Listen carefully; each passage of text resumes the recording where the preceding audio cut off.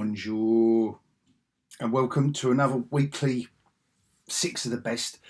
There's a couple more this week because you know I always cheat because there have been some really good Star Wars releases this week, and it's because two or three of them were a week late because of that lorry overturning in America, so they had to print them again. So they've kind of come in a big deluge. So I thought I'd just do a little Star Wars special. So there's 8 really, but I'm only going to kind of flick through a couple of them.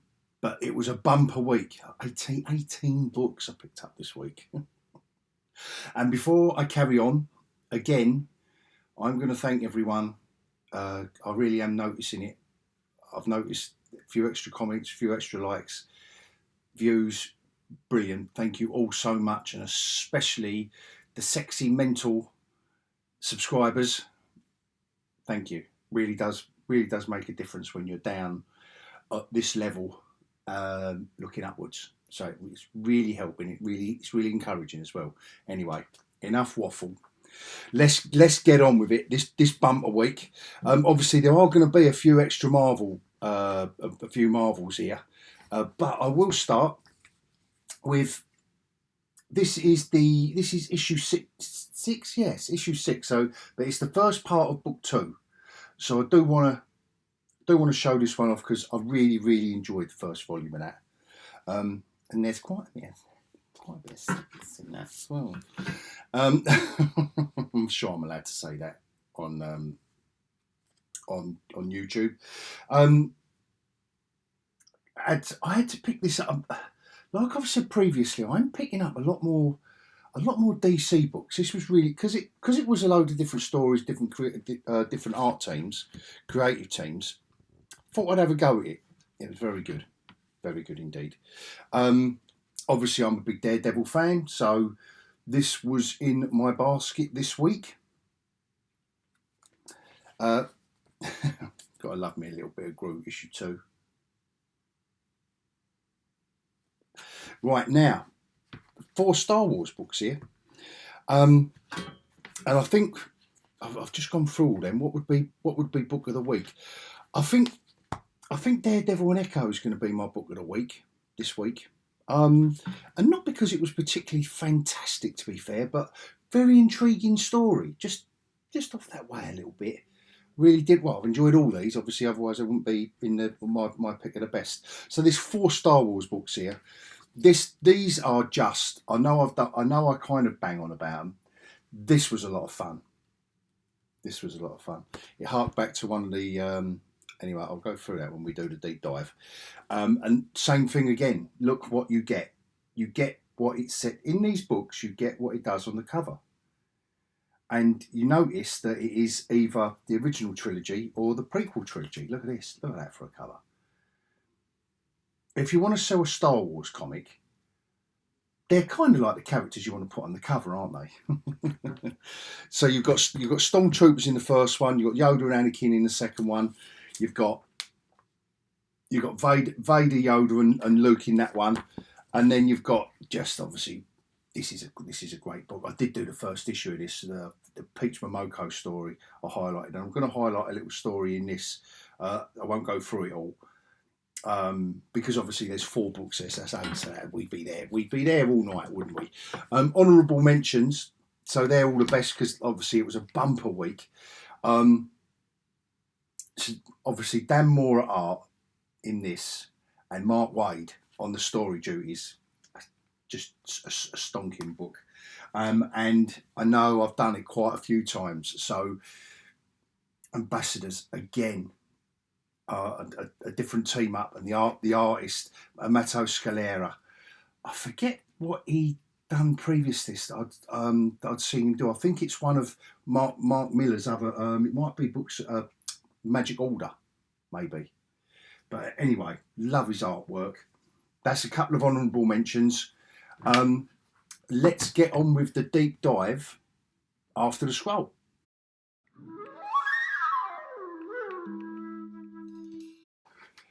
Okay, let's start off with the book of the week for a change. this really impressed me because Echo, I couldn't even remember the Echo character, but we have been talking about it on this channel because she's going to get her own series on Dismal Minus. So never heard of the guy who's written this. These two guys, Taboo and B.R. Never, but obviously Phil Noto. I thought that was a great cover. That's how you sell a comic with these two characters in it. You know, enough said. No messing about. This was a really intriguing story that starts off in the past. Little bit of a it's got a little bit. It ends up being a little bit of a supernatural feel to it, which I really enjoyed. So you know, the flashbacks have got a little bit of a Gangs of New York vibe to them, obviously.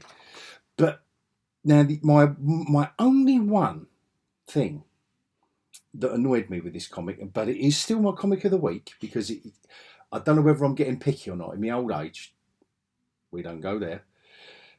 Is his boots? I don't know about his outfit in this, but it didn't detract too much because obviously not in this first issue. Well, it couldn't have annoyed me that much. Perhaps they don't show, you know, because obviously this is just all your, you know, your generic Daredevil. Little bit of Elektra as well, little bit of backstory. This is, but I found this there's a bit of a murder mystery, which links to the backstory. I suppose it's because apart from that first splash page, I'm not really getting annoyed with any of this. This is all good stuff. This is all Phil Noto artwork inside, and he's a good artist. He is a good artist. But I just thoroughly enjoyed this backstory. And really, really intrigued where it's going to go. Obviously, there's this Native American character that alludes to the fact that they was pushing the Native Americans out when they was, you know, colonising and building New York. And then Echo. Now it's one of the murder suspects is a friend of hers, and there's this mysterious character in present day.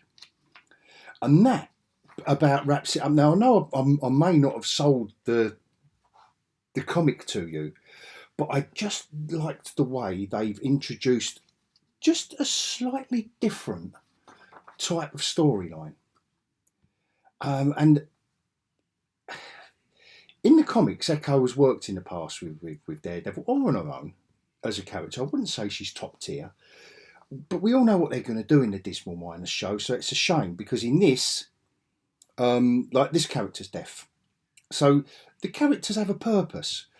I did find it funny when they, you know, a bit more backstory here. I love the colouring on it, on the backstory, a nice sepia. I like this entrance into this closed down church that is the church in the flashbacks. See no evil, hear no evil. I just enjoyed this. It was intriguing. It was an intriguing storyline.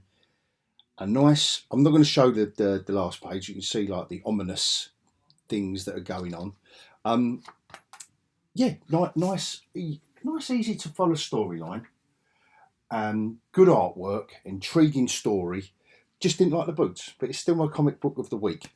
Now this was let's just say this was unexpected. I didn't know issue 6 was coming out for a start. Well, I didn't know when it was going to come out, but I'd kind of forgotten the first 5 issues. Not forgotten the story, but forgot that it was, you know, it's not an ongoing. I think they've had a break. And this was a great post-apocalyptic love story between our two characters, Masio and Mezzi. And they're having sexy time here. Through most of this issue, they are having sexy time. But this is a great. I like the artwork. I like that art style, this European art style, and basically they are shagging their way through the post-apocalyptic world. But what else is there to do? Now, I don't know why if there's something about him, he can't have kids or whatever, but they are doing a lot of it, and I don't know why they're not scared that Anyway, let's not go there. But I just thought this was, again, a very, very interesting setup. That they're just wandering through the different scenarios, meeting different characters. I just thought this was a nice setup again, as a first parter of like the second graphic novel. So obviously this is a good jumping on point, because the story's starting straight off. You have got a flashback here to the first series of 5 issues. So, and I'm assuming that's available either now or soon in graphic novel format if you can't find the individual issues. And they finally reach their destination. I will leave it there, because I kind of don't want to spoil it if you have been following it for 6 issues. So I know that was kind of like a little bit of a weird one, really. I know I flipped through it because there was a lot of rump me pump me in that. So this is a bit more traditional. Here we go. Flash 800. Like I said, been buying a lot of DC more than I've ever done in my life. I think I am getting excited for the film, and the Dawn of DC books have been really good. I can't remember the last time I picked up a Flash comic. I don't think I have ever picked up a Flash comic. No, unless it was mini-series and stuff like that. But I thought it was time, because these were all short stories, and a prelude to the Dawn of DC Flash series. And Simon Spurrier and Mike Deodato Jr. on the regular title is going to be awesome. So I thought, yeah, I'm going to have a go. There's a little bit of intro to the first one, which I really did enjoy. Why the Joker and other villains, Metropolis's villains and all that, don't come to what is it? Central City. Really enjoyed this Impulse story. Now, Impulse I did get back in the day, and I love the fact here that the story takes place between issues 6 and 7. Impulse 6 and 7. It's got, yes, Impulse used to have his own book, Ask Your Parents. Thanks for that, guys, because I do remember that, and it was Humberto Ramos. I remember it was my first introduction to his artwork, and I thought it was sensational when it first came out. I couldn't get enough of it. Like as in his artwork, but the comic was good. The comic was good. And these are the guys on art, and what's this Todd Nauk on that one, who we got Fernando Passerin on the first story.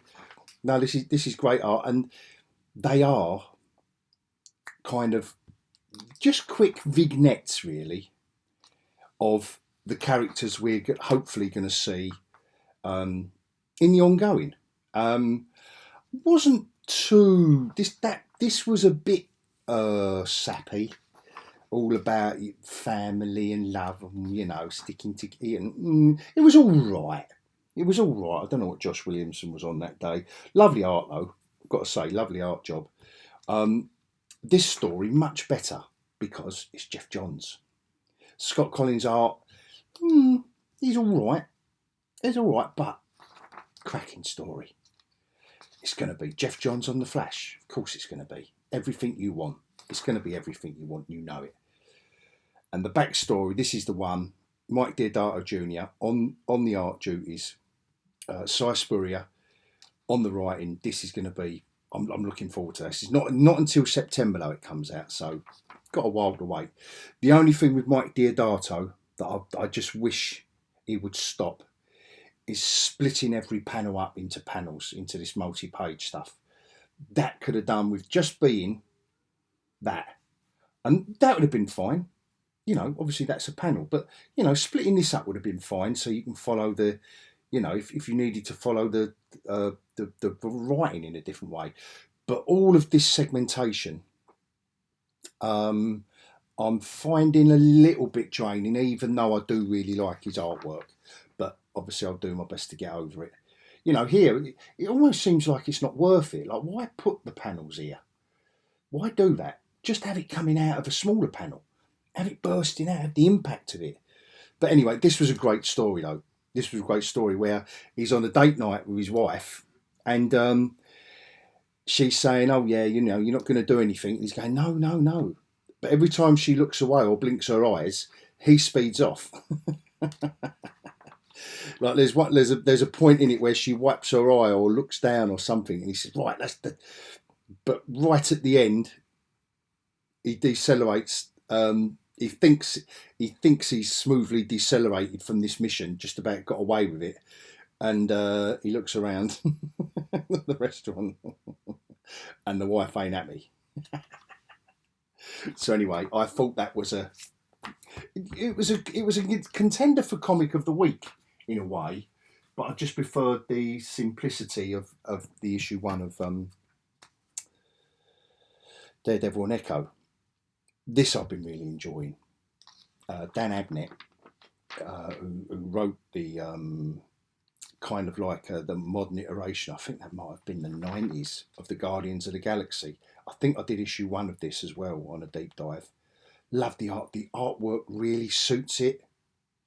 There's something about the oldie worldy Captain Marvel and Groot and his mates that I've really. This is a great fun read, and again, it's a very straightforward story, which I'm really enjoying. These big chainsaw machines are on this planet because of the not the Reavers. There's another gang of I want to destroy the forestry, and yeah, and the action ensues from that. And I just really enjoyed it.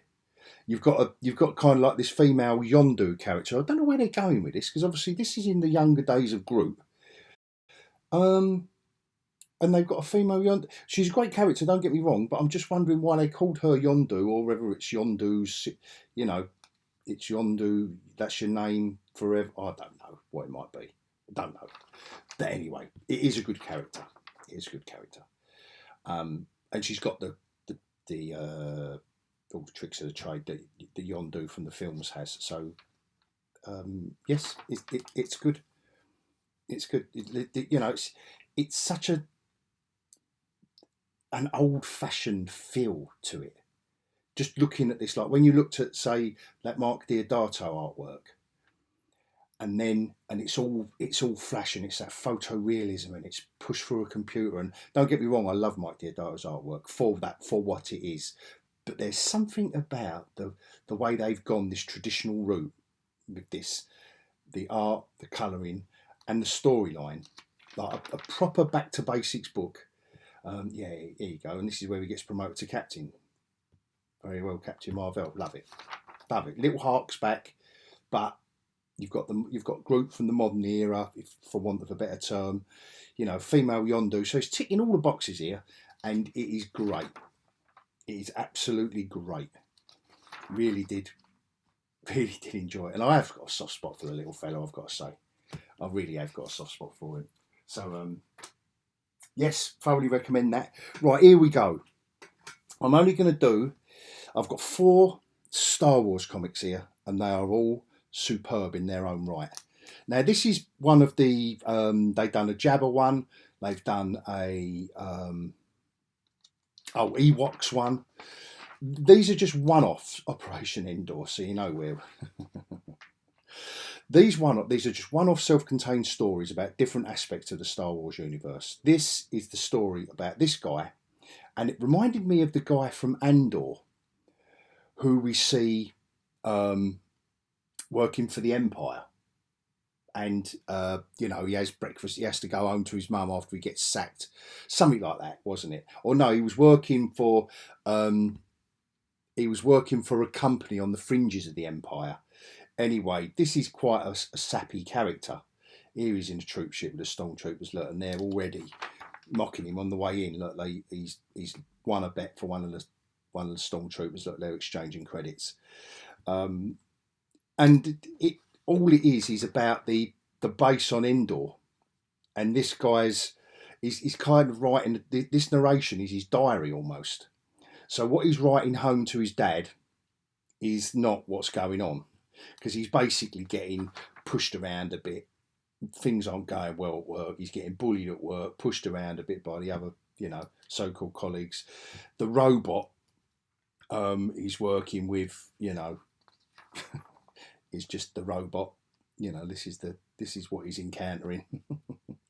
I just found how these comic writers can get these stories in. And what I've said many a time on hogcasts and all my other videos is this is how it's done. This is how it's done. The artwork is quite simplistic. It's not going to win any awards, but it is clean, clear, crisp. You're following the story all the way through. And look, he's not really authorised, but he just wonders, why can't I have my lunch out there? And then what happens? So this one's for you, Space Lizard and Taters. This one's for you. I'm liking this comic. Anyway, let's not get too carried away with that. And look at this one. It's a twap. He's next. It's a twap. Star Wars comics are great. Marvel is doing a fantastic job. I know I've done a special on them, but and again, look at this. Look at this cover.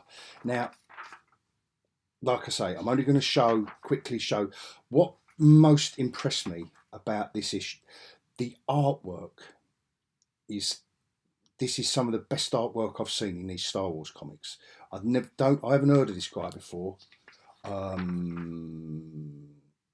Madibek Musabekov and Rachel Rosenberg on the colouring. Sensational.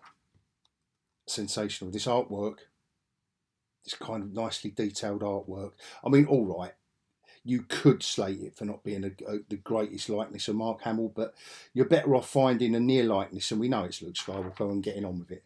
Otherwise, it will take, where he's in it so much, it's going to take the artist like 6 months to complete. So I fully understand why they don't, they don't try and go for photorealism. But there was an example of some colour in here which I really did enjoy. I mean, all this is rich. I love this colour palette they found for these scenes. But there was one, look at this, nice. That's very nice. Love it. That wasn't the colouring that impressed. Like I say, I'm only flicking this. Love it. I like the little details there. And I think it was the next couple of pages. Yeah, I just love. There was just something about the colouring that suited the scenes. All this stuff. I thought it was great. I think there was one more page. This. Nice. And this is everything we want. Marvel are doing it so well in the comics. They really are. And these comics, I know I've said this all in my Star Wars special, but look who's in its conjunction with. Look, for Lucasfilm, they can do it. Look. I mean, I know it's harder to do in TV and that because you haven't got, some of the characters are dead and blah, blah, blah, but look at this.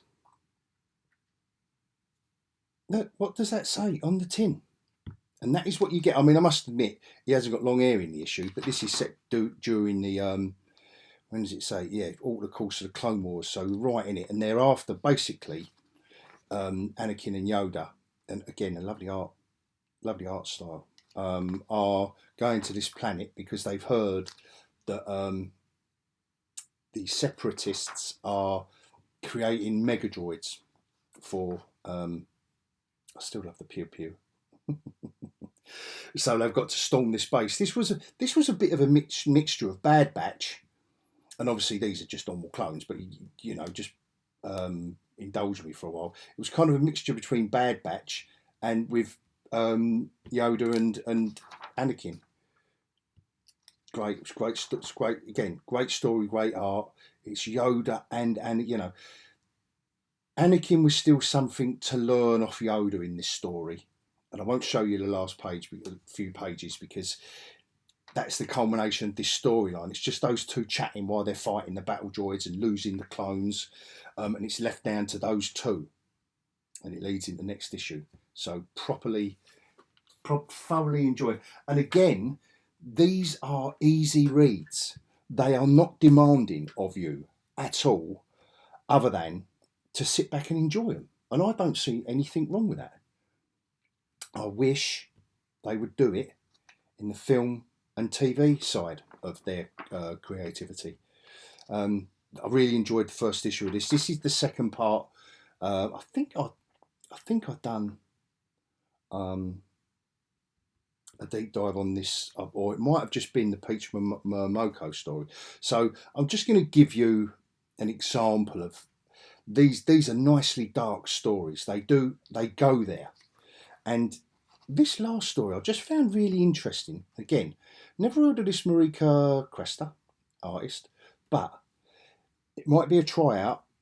Sometimes they have a hook like a Jason Aaron story at the beginning, and Victoria Ying writing it, these two unknowns to me, so forgive me if you've done tons and tons, but what I will say is I really did enjoy your work here, but I haven't. And anyway, it's just this story about a kid on a planet in the outer rim getting bullied, etc., etc., and this will be the only story I do show you, but I just love the artwork. I love the setup for it, and he's trying to do his best, and he's got to take his, he's repairing his rickshaw that's just got smashed up by the bullies. Then the bullies go to his own, and then guess who turns up? Well, his name's on the cover of the comic. Love this, just as you're turning the page, it's the stormtroopers, and then the next page, Bosch. Love it. No, but the action scenes done really nice, like this manga kind of flourish as well. It really does suit it. You've got all our old characters in here. What's not to love? If you like Star Wars, what's not to love? And yeah, look who turns up. And then obviously it ends. I won't show you the complete end, but I don't think I'm giving too big a spoiler away by saying Darth Vader turns up in his own comic, like he does in that one. So yes, I thoroughly enjoyed. Now, cover of the week. Now let's just look at these four. Look, if you are going to sell Star Wars comics, don't get fussy. Don't get clever. Just look at the. And I know this is a little game I play, as in, if we went back in time, and you was buying these on the spinner in a newsagent's lot, and you only had limited pocket money. What comic would you buy? What two comics would you buy? The cover is the thing that drags you in. Now, if you're a Star Wars fan of a certain age, that one's going to drag you in. If you're a Star Wars fan of a different age, that one may drag you in. I think those two are going to drag everyone in. But anyway, I thought I'd start off covers of the week with those four, because they are all, in their own right, great, spot-on covers. The rest of them this week, I gave it an honourable mention, but again, Shazam, why not just show it all? Why not just put it on the tin? Shazam, Bosch, what are these characters? They all look mean, moody, broody. I'm talking about brooding. That's a beautiful George Jimenez cover. All you want is Catwoman with a whip and a moody Batman in the rain, or sheltering from the rain. That is class, that cover. That is class. As always, this In-Hook Lee with the Red Goblin covers, beautiful. I think he's doing a beautiful, and again, that's going to drag me into a comic all day long. And some great covers. Now, I've kind of thrown this one in because it's Dan Mora, and I love his artwork. And obviously, I won't go for, if you haven't been picking up Dark Knights of Steel, you can see it's kind of like an Elseworlds thing going on. So, but I won't go into that here. And kind of like an also ran. I'm really enjoying this this comic. And the cover, again, it just shows you exactly what's on in the tin. Not the most action packed, so. But I just thought I would show that off. Dark Knights of Steel, we can take that away. I think it's going to be. I think the Star Wars ones aren't going to be the absolute cover of the week. Shazam, you know, straightforward but beautiful. It's definitely between these two. But what just pips it, and you know how much I love. If you follow my comic videos, you know I love George Jimenez's artwork. But there's something about this Inhooks Lee art style, and I'm enjoying the comic. I mean, I've got all 5 issues, so but there's something about that is action, lightning, well rendered, well coloured. I mean, that just bursts off the shelf for me, and that's going to be my cover of the week. So, as always, I'll leave it there. Please leave any comments about any comics I may have missed that you've enjoyed. Please let me know. I'd love to know if there's other books that you're reading, or if there's anything you want me to cover.